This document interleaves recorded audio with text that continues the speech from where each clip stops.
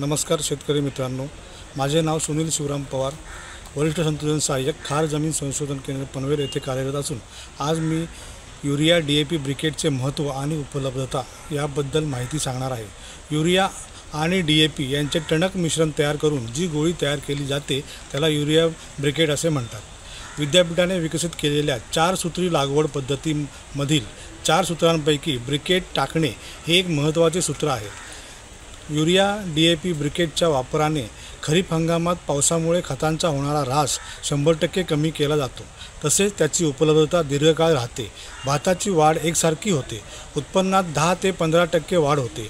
ही गोळी 2.7 ग्रॅम वजनाची असून 1 किलोमध्ये 370 गोळ्या असतात आणि सदर भाताला प्रति हेक्टरी 168 किलो गोळ्यांची आवश्यकता असते।